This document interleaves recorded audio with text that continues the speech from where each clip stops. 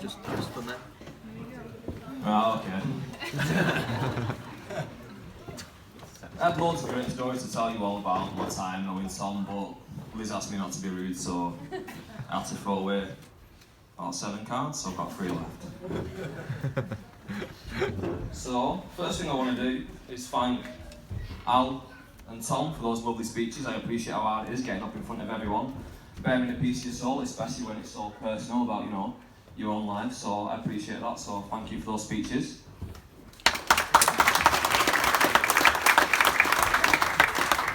And from talking to them in the build-up to this, I know exactly how much they appreciate everyone coming, whether it's from Essex, close, or whether it's from up north. I know how much they really do appreciate you guys sharing their big day with them, so again, thank you to everyone for coming.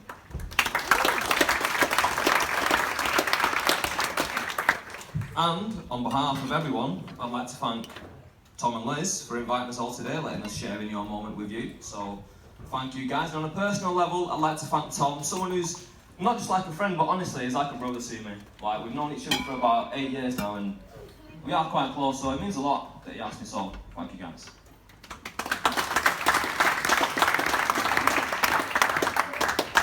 It's obviously a big day as well for Tom's parents. Tom already made a joke that they never would have expected that he'd be the first one, so I had to scratch that out of my speech as well. But yeah, and also, you know, the immense look of joy on your face, so I hope you managed to savour as much of today and you managed to appreciate as much as possible.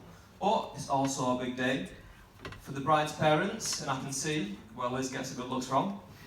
It's not you all.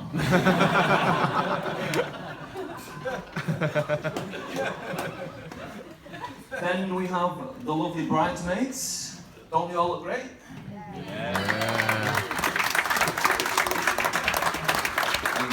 I take my job very serious as best man, so I'll be able to find you all for a dance later. And then we've got the groomsmen, who in comparison look like a bunch of potatoes, look at them. I'm only kidding, you all look great.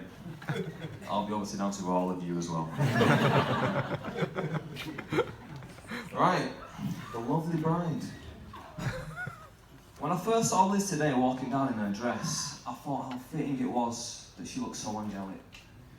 Because it is an absolute miracle that Tom has found anybody to marry him.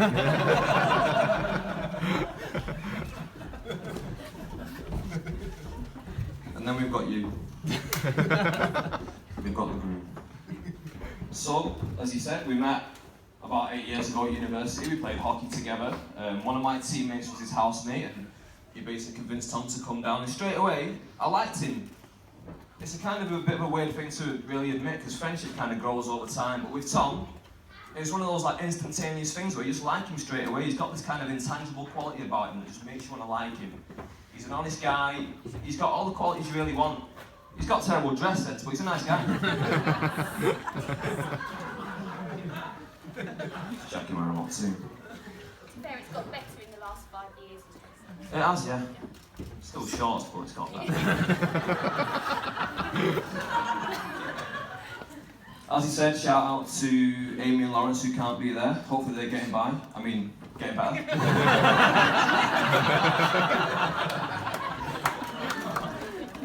So...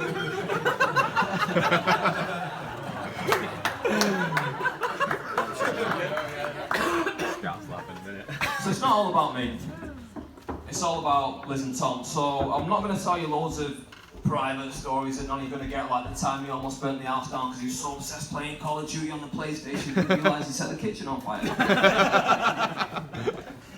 When I said, Tom, you've set the kitchen on fire, he said, oh, handshake, I'll sort that out.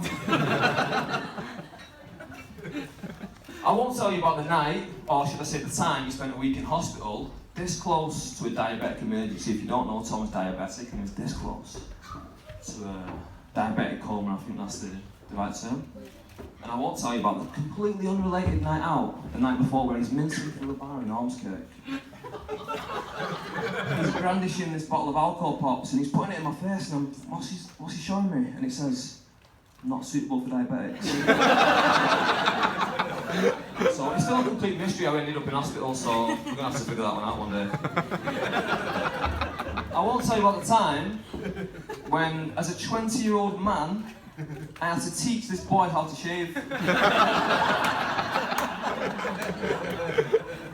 We were going on a school girls' night out, so the premises, you dress as a schoolgirl, so we're both there in the smallest bathroom in the world. We're pretty much chest to chest.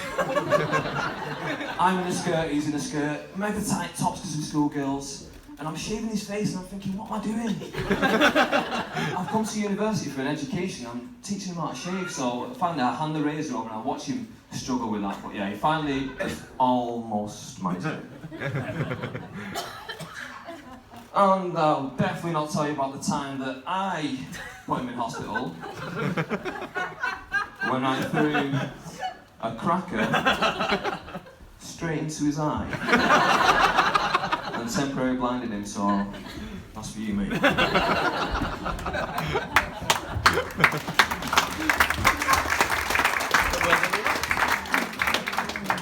So, like I said, it's about these guys. And Tom is legitimately funny.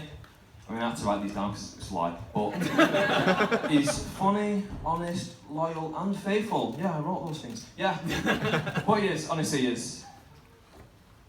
Tom Brants is the ideal husband. He's what every woman wants. He's a bit of a pushover, but he's what every woman wants. So Liz, I'm sure Tom will do everything that he can to make sure that they have a long, happy, successful, fruitful marriage. And you made the right choice, so congratulations to you on finding Mr. Right. Congratulations to Tom on finding such a lovely bride. And, do you know, that's the end of the speech. So, everyone, if you would please rise and join me in toasting the new Mr. and Mrs. Thomas and Elizabeth Brants.